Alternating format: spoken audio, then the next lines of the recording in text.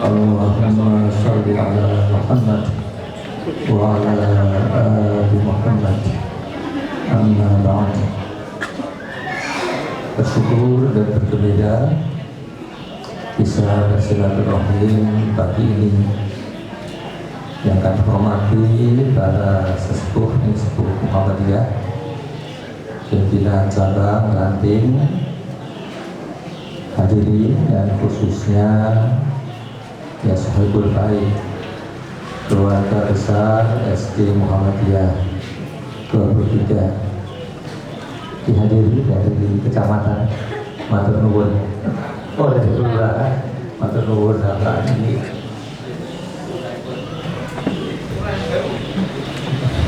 Pak Mukoro ini tadi dicatat 5 menit, nah saya dicatat berapa nggak tahu. Ya barangkali 30 menit untuk dua hal. Yang pertama halal bihalal, yang kedua milad SD Muhammadiyah 23 yang ke-34. Tidak ditulis, oh itu 34, nggak kelihatan. Jadi halal bihalal itu sekedar nama. Kalau ada yang tidak setuju ya boleh saja diganti sawalan, karena biasanya dilaksanakan sesudah Ramadan. Sawalan nggak setuju ya pengajian pada Ramadan, karena sebelum Ramadan ada tartib Ramadan, sesudahnya ada pada Ramadan. Karena itu memang bisa dipisahkan saya kira. Lalu jadi ada gagasan syawalan atau halal bihalal ataupun apa namanya itu terkait dengan puasa Ramadan kita. Sudah beberapa yang mendengar, tapi saya ulang gitu. Terkait dengan Ramadan, karena sudah lewat, kita perlu mengadakan evaluasi. Berhasilkah atau sejauh mana puasa kita kemarin? Dan menurut kami evaluasi Ramadan kita kemarin itu bisa dilihat antara lain dari 3 hal. 1 tidur, 2 makan, dan 3 nyuwun sewu seks. Selama Ramadan kita kemarin, kalau kita itu banyak tidur, itu artinya keliru. Kita salah. Karena di dalam bulan Ramadan itu kita diperintahkan untuk melakukan berbagai macam kebaikan. Kita tahu kita diperintahkan untuk banyak sholat malam, diperintahkan untuk banyak tadarus Al-Quran, diperbanyak untuk berbuat kebajikan-kebajikan yang bermacam-macam, amal salih.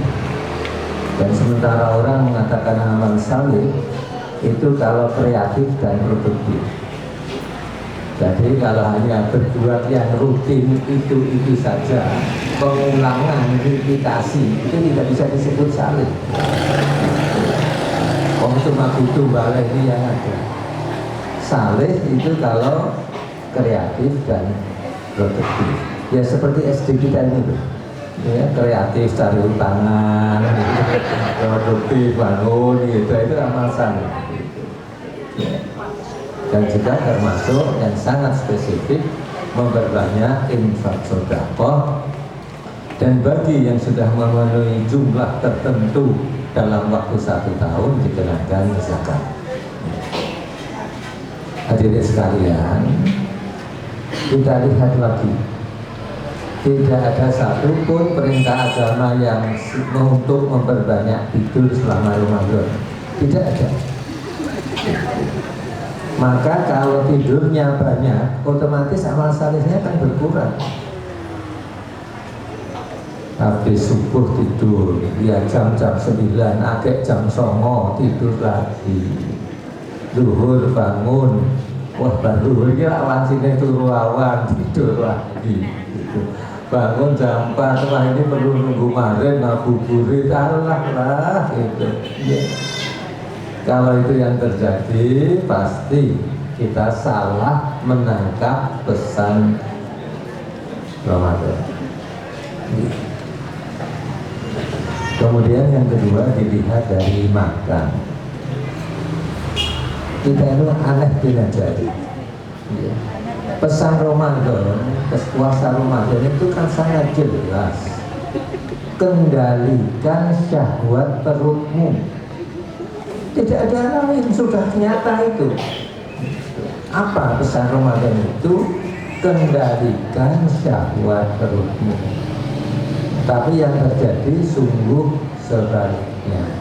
Saya bertanya kepada semua ibu-ibu di berbagai pengajian, banyak mana anggaran konsumsi bulan Ramadan dengan bulan-bulan biasa? Jawabannya banyak bulan Ramadan. Ini enggak benar. Wong disuruh mengendalikan syahwat perut, kok malah mengubah, sehingga ketika buka itu harus enak dan makan banyak, apalagi sahur. Itu karena bapak-bapak ya bu, iya, mintanya enak-enak. Mulai tahun depan jangan dituruti. Bilang saja poso ora. Nah itu ya. Biasa saja. Di hari biasa saja kita akan diperintah untuk tidak berlebihan. Kulu wasrobu wala tusrifu. Inna Allaha la yuhibbul musrifin. Silahkan makan minum, jangan berlebihan. Sesungguhnya Allah itu tidak suka kepada orang-orang yang berlebihan. Ini masih suasana kemerdekaan. Salah satu pendiri negeri ini yang kebetulan juga pernah menjabat Ketua PP Muhammadiyah, Ki Bagus Hadikusumo, itu pernah mempunyai pesan yang sangat menarik. Jika kamu ingin melihat seorang pemimpin sejati, lihatlah dapurnya. Kalau di situ kamu temukan makanan enak-enak dalam jumlah yang besar, pasti kamu salah alamat. Jadi ini sumber penyakit. Banyak orang yang kemudian melakukan berbagai macam tindak kejahatan ketika tidak bisa mengendalikan syahwat. Ya, orang makan itu kan memang bermacam-macam. 5.000 kenyang ada, tapi 50.000 tidak kenyang ya. Di Solo ini ada beberapa restoran yang 100.000 tidak kenyang. Di Slamet Riyadi dekat rumah dinas wali kota itu rumah ke baratnya itu 100.000 nggak kenyang di situ. Jadi kalau kita lurusi ini, sungguh kita melakukan pekerjaan yang keliru. Yang ketiga, nyuwun sewu. Pesan puasa itu juga mengendalikan seks. Al-Baqarah 187 itu memang dibuka dengan perintah dengan penjelasan uhilla lakum lailatas siyam rafatu ila nisaikum hunna libasul lakum wa antum libasul lakum. Dihalalkan bagi kamu untuk berbuat rafat suami istri pada malam hari di bulan Ramadan. Istri-istrimu adalah pakaian bagimu dan kamu pakaian bagi istrimu. Boleh, tapi ujungnya itu jangan dilupakan. Ujung ayat itu jangan dilupakan. Wala tubashiruhunna wa antum aakifuna fil masajid tilka hududullahi wa la taqrabuha. Saya baca tafsir 1, 2, semuanya tidak ada yang berbeda. Artinya jika kamu memang sudah niat beriktikaf, biasanya orang mengatakan 10 hari terakhir bulan Ramadan, maka jangan dekat-dekat itu. Tinggalkan, fokus konsentrasi pada iktikaf. Yang mendengarkan ceramah ini ada yang nyeletuk, Pak Dahlan sudah tua kok gitu. Kami yang muda mana tahan gitu ya. Saya kira bukan masalah itu, tangkap pesan ini. Iya, tangkap pesan ini. Gitu. Mas Yanto mesti ya masih semangat gitu. Tapi kalau memang sudah niat betul-betul mau iktikaf, nggak lama kok. Ya iktikaf itu kan dianjurkan 10 hari terakhir. Ya sudah lah. Ya. Setidak-tidaknya dikurangi gitu. Tapi ada anak muda yang guruan, Pak, lo yang masalah ngoten itu pun nyingkur Pak. Saya agak terkejut gitu. Loh, masih muda kok nyingkur? Yang pun rampung nyingkur gitu ya. Hadirin sekalian yang saya hormati, sederhana. Bagaimana puasa kita kemarin? Dilihat dari 3 ini. Kalau turunnya ngepluk dino biasa 6 jam, tapi bareng poso 10 jam malah 11, keliru lah kita itu. Bagaimana makan kita? Kalau makan kita itu pol-polan, itu sudah jelas keliru. Saya mencoba mengetahui, tidak bilang sama istri gitu, ya rodo apa gitu. Waduh sahur kayak gini, tapi ada apa-apa dicoba gitu ya. Oh, orang kepul-kepul panas sorena misalnya, ada apa-apa lah ya. Dan buka kemudian dipanasi sedikit untuk sahur, ada apa-apa, bismillah. Karena ini untuk menangkap esensi Ramadan. Kemudian yang terakhir tadi, kalau yang terakhir tadi saya yakin Pak Komedi nilainya 100 ya. Hadirin sekalian yang kami hormati, mengapa halal bihalal? Itu sekedar nama, momentum, kesempatan. Mau diganti nama apa saja silahkan. Yang terpenting dalam kegiatan seperti ini kita melaksanakan 4 kewajiban agama. 1, ditulis silaturahmi. Kita itu mau menyambung kasih sayang, menyambung persaudaraan. Quraisy kan mengatakan silah itu menyambung, rahim itu ya Rahman Rahim itu kasih sayang. Rahim pengertian yang lain, rahim ibu. Maka orang mengkait-kaitkan itu bagaimana hubungan kasih sayang satu orang dengan lainnya itu bisa demikian erat dan dekat, seakan-akan berasal dari satu rahim. An-Nisa ayat 1 itu yang sangat jelas itu.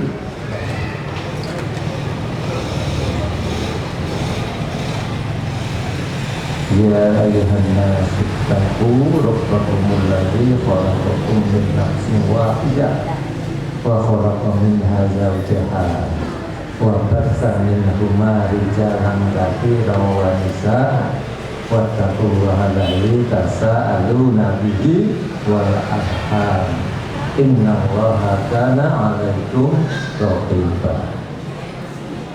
Ayat ini luar biasa ya. Jadi diberi oleh informasi bahwa manusia itu berasal dari manusia, bukan dari hewan. Jadi Charles Darwin yang mengatakan manusia berasal dari kera itu, ya silahkan dia dan kelompoknya berasal dari kera. Kita itu berasal dari manusia. Meskipun manusia ini mungkin juga sebangsa kera, tapi istimewa gitu. Jadi sejak peradaban manusia kan tidak bisa ditunjukkan toh. Kalau kita itu berasal dari kera, kera jenis mana? Tidak bisa menunjukkan. Ya kera yang istimewa, kera yang berakal, kera yang punya hati, kera yang memiliki common sense dan yang lain-lain. Min nafsin wahidah, dari satu orang rujukan kita pasti Nabi Adam. Wa khalaqa minha zawjaha, dan kemudian Allah menciptakan pasangannya.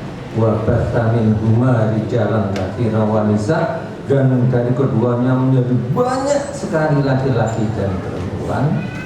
Maka kita berulang bertakwa kemudian walladzi tasaaluna bihi, dan hendaklah kamu saling tolong menolong, saling meminta, saling membantu. Dan sudah terjadi. Hadirin, memang manusia lahir, hidup dan mati. Kita tidak tahu sudah berapa juta atau miliar yang mati. Yang sekarang hidup itu di atas 7 miliar.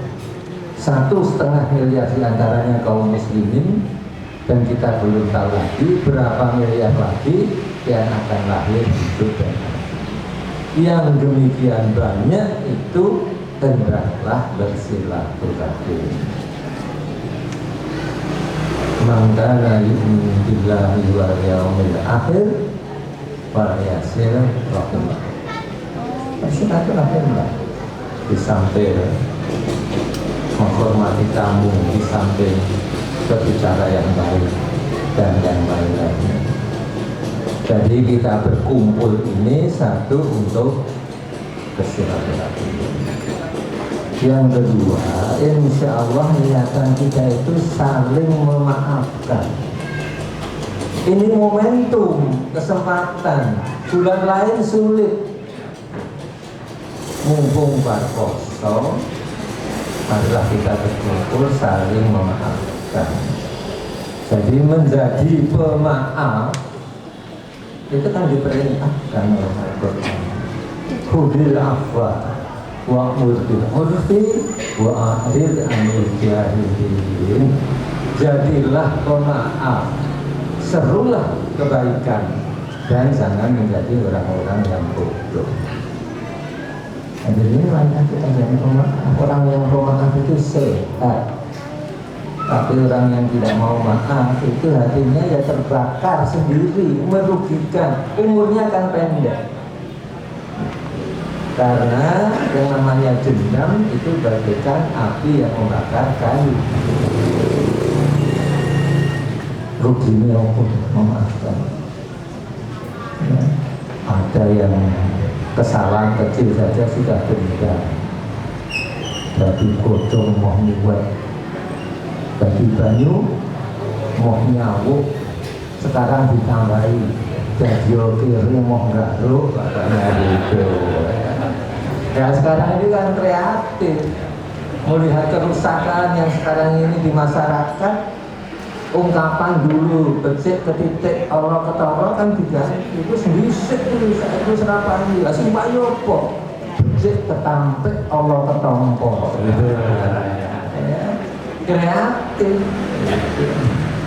Ketika ada peristiwa Sapi dan Ahmad Fatona itu kan ungkapan sepi ing pamrih rame ing gawe kan diplesetkan juga menjadi sapi ing pamrih rame ing garwa. Hadirin sekalian yang kami hormati, karena itulah mari kita ini menjadi pemaaf. Malah karena perintah Al-Quran tidak cukup pemaaf, ya. Fa'fu wasfahu wa ya'fu wa yasfahu. Jadilah pemaaf, memberi maaflah, dan berlapang dada. Ada perumpamaan bagus, kalau memberi maaf itu cuma menghapus. Misalnya ada tulisan keliru, dihapus pakai stick, hilang tapi masih ada tipaknya. Atau di tip X, tulisan hilang tapi ketahuan jendel, ini tip X ini. Tapi kalau bisa kedua-duanya itu wa'yafu wa'yasfahu, itu seperti lembaran baru, hilang belas. Wah, untuk yang kedua ini ya memang kelas berat itu, memang kelas berat. Jadi Al-Quran mengatakan kalau ada orang berbuat salah, 1, jangan marah, 2, maafkan, 3, berlapang dadalah, 4, balas dengan kebaikan. sekian yang hadir yang bisa seperti itu ya baru Bu Hafsah. Yang lain-lain belum bisa. Ini guruan dalam pengertian mudah-mudahan. Jangan marah, maafkan, berlapang dada dan balas dengan kebaikan. Rasulullah suatu hari dengan para sahabat sedang berbincang-bincang, datang laki-laki Yahudi.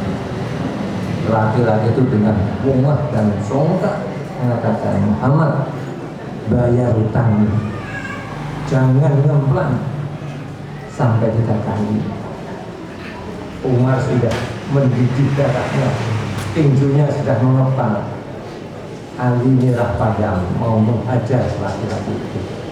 Tapi Nabi memberi isyarat, biarkan. Sambil berlalu itu masih ngomong lagi, bayar hutangmu, jangan.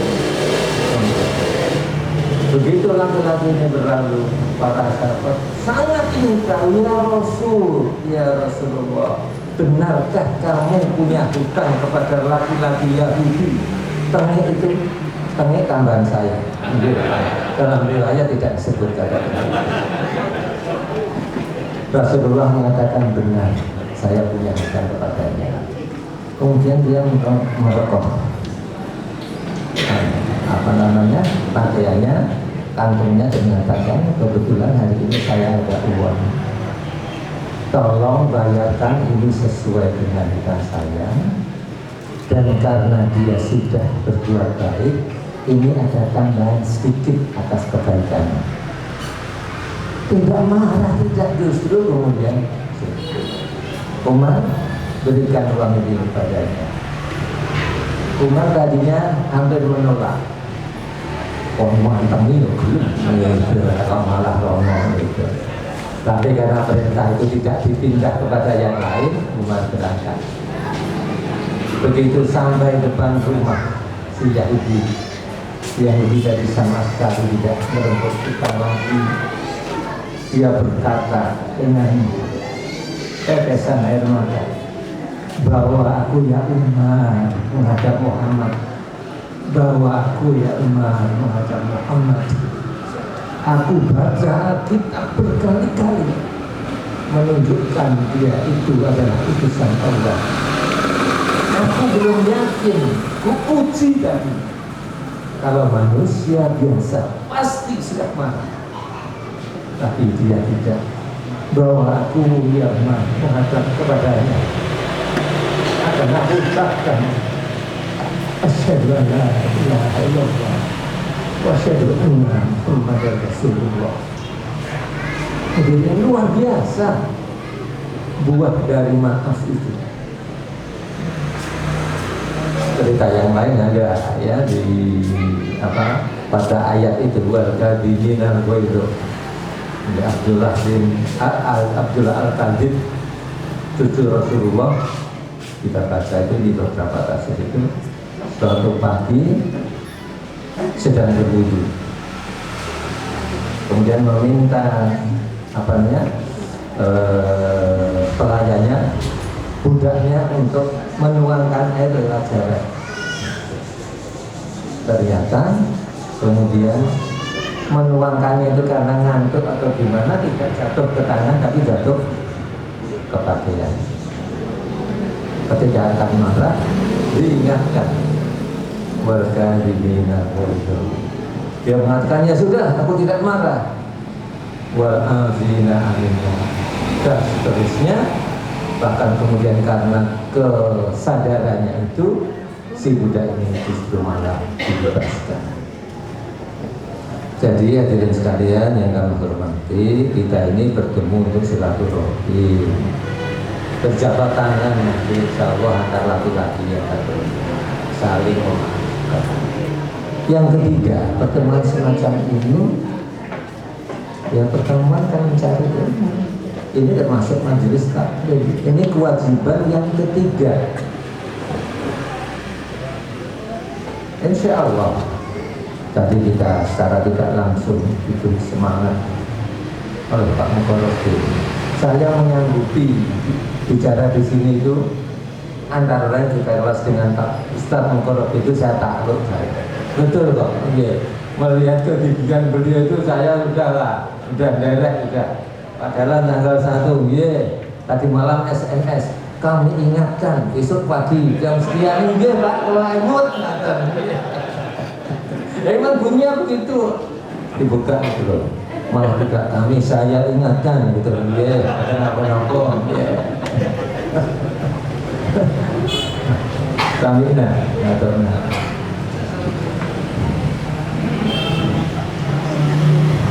Pak Komedi dari Rumi ini, iya, monggo Bapak, matur nuwun, mugi-mugi sedaya dados jariah.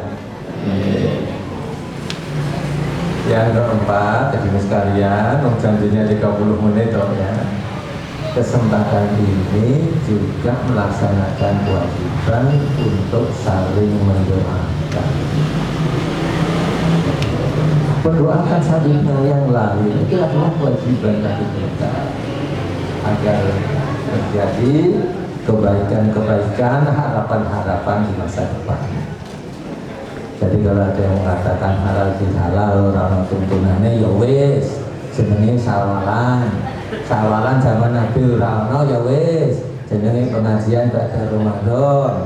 Pengajian pada Ramadan ora ono ya memang yang kono bahasa Arab ora ono pengajian. Iya, namanya lain. Seperti yang tadi pindah haji ya. Itu kadang-kadang ada acara pelepasan haji, itu boleh. Nggak ada tuntunannya, nggak ada. Tapi saya bilang waktu syafar itu ada. Ya, wali mati syafar itu ada. Dan tidak usah dibanding-bandingkan dengan sana. Justru kalau orang Mekah pergi haji kok ada acara pelepasan kan lucu. Lucu. Hamung lu mau petang dino seko Semanggi nang sebelum Karanganyar itu mana? Jaten gitu. Mung lu mau petang dino nang Jaten kok dene ke upacara pelepasan. Ini malah aneh gitu. Dados saking Mekah dumugi Arafah itu lak mung Semanggi dateng Jaten. Tur mung sekawan dinten tanggal 8 mangkat, tanggal 9 wukuf, kemudian ke Mina 2 hari, nafar awal dan nafar tani, kemudian pulang. Jadi kalau diadakan upacara pelepasan barang adalah hamung lungo nang Jaten telung dino petang dino. Kita lain. Udah itu kan jauh 40 hari dan juga durung karuan bantu.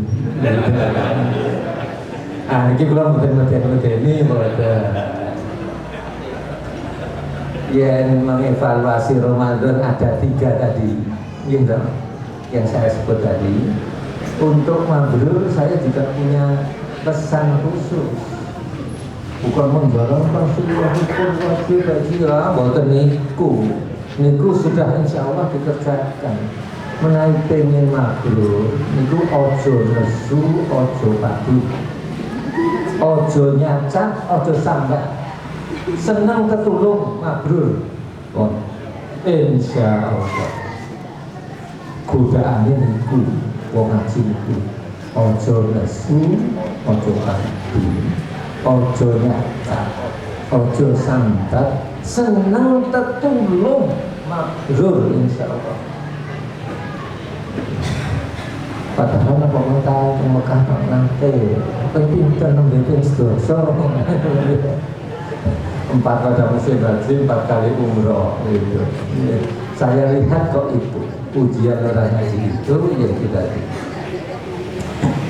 sekarang sampai yang kedua, selamat bermilad yang ke-34.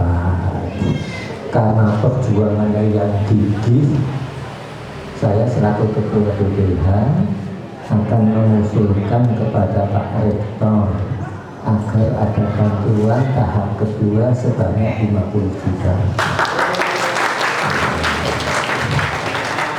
Usulan dulu itu Ini usulannya ketua BPH itu mandi. Awani orang ya. Insya Allah utangnya tetap utang tetap utang. Pesan Pak R itu kan sangat bagus. Pak R dia katanya ketua Muhammadiyah yang sangat legendaris itu. Ketika suatu pengajian ada yang tanya, Pak R hukumnya pinjam dari bank itu bagaimana, boleh apa tidak? Beliau menjawab, boleh kalau bayar, tidak boleh kalau tidak bayar. Masih beliau ngisi pengajian ditanya, Pak R hukumnya wudhu dengan air kelapa apa? Bagaimana? Air kelapanya diminum, wudhunya pakai air biasa. Itu enteng-enteng cespleng gitu ya. Nah memang begitu kok. Mesti takon itu ya mesti menganeh-aneh lah. Kalau kekurangan gawean wudhu nganggo air kelapa kuwi apa gitu. Ya dijawab kan begini ya. Air kelapanya diminum, wudhunya pakai air biasa. Jadi insya Allah ya tadi ya. Sekarang kembali ke Mirak ini, saya berharap sekolah ini bisa menjadi sekolah yang baik. Jadi sekolah Muhammadiyah se-Indonesia itu sudah banyak sekali. Mungkin untuk SD dan MI itu lebih dari 1000. Orang tidak percaya ono sebuah LSM organisasi kok dua SD lan MI cacai undur sekolah. Malah ada yang mengatakan itu 3.000 sekian. Lah yang banyak itu tidak seluruhnya bagus. Maka program utama untuk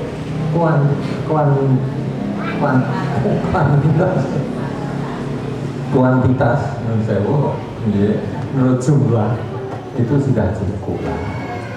Tapi untuk kualitas, untuk mutu itu harus ditingkatkan. Kalau nanti dari Kapolres terus menaikkan SD untuk cepu, kalau tak ngerti dulu ini SD biasa atau SD istimewa. Kalau SD biasa saya nggak mau, sudah terlalu banyak jumlah. Tapi kalau SD istimewa saya baru mau berangkat ke sana. Wah gini-gini, kalau gitu tunda setahun. Persiapkan agar bisa menjadi SD unggul, SD pilihan. Alhamdulillah dengan mundur setahun, meskipun lahan dan gedungnya sudah siap, akhirnya kemudian mundur dan bisa menjadi SD yang bagus. Kualitas, keunggulan ini yang harus kita pelihara dengan sebaik-baiknya. Ada beberapa cara. Satu, image building. 2, trust building. 3, education building. Semuanya itu untuk kepentingan karakter building. Jadi untuk membangun sekolah yang bagus itu bangun citra. Oh SD terlalu citranya itu sudah mesti apik. Kamu apa baik? Ya jadikan modern. Dijadikan ini SD Muhammadiyah modern. Dari orang pun nggak negara-negara yang maju modern kali negara-negara yang terbelakang. Ternyata perbedaannya itu antara lain yang saya lihat dengan jelas itu kan 3. 1 bersih, 2 disiplin menghargai waktu, yang ketiga tertib teratur. Jadi saya harapkan SD ini menjadi SD yang modern. Modern itu apa? Bersih. Curahkan bulan ke sekolah-sekolah yang paling bagus. Apa paling bagus? SD Muhammadiyah PK, SD mungkin Al-Azhar, mungkin SD yang lain. Setelah melihat, kok resik-resik sekolahnya, tekadkan sini lebih bersih. Pak Kepala sekolah ini sak dipel betul, sak dipel betul, setahun sepindah. Nah, setahun sepindah ngepelnya, terus putih saged sebulan sepindah. Sebulan sepindah. Menaik saged seminggu sepindah. Yang pun seminggu sepindah, yang saged saben dinten. Yang perlu kain sebelum dipakai dan sesudah dipakai. Lalu ngencok kepleset.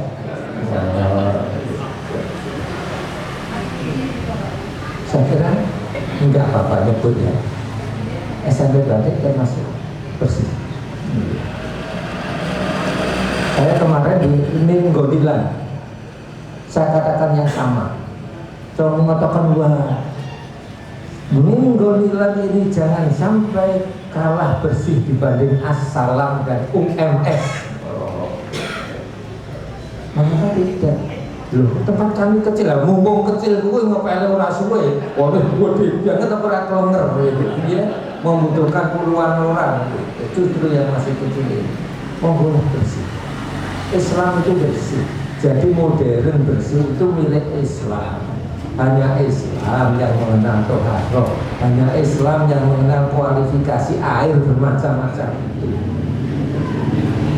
Yang kemudian disiplin mengatakan melebu jam itu ya jam itu, rampung setengah loro ya setengah loro, jangan sampai orang tua menjemput jam setengah satu wes bubar. Wah, sana ibu-ibu kemana-kemana nggak boleh lagi. Itu zaman dulu boleh. Sekarang sudah tidak lagi disiplin. Jadi kelemahan kita Islam itu kan disiplin. Yang ketiga,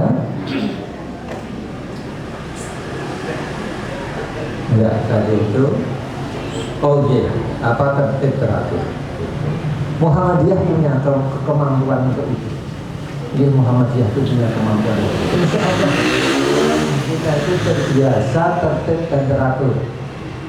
Ketika menteri-menteri pendidikan dipimpin oleh Muhammadiyah nggak ada pengiriman naskah ujian nasional telat, itu nggak ada. Itu, loh kok nggak ada? Oh biasa tertib itu. Dihitung jam per jam, dihitung menit per menit.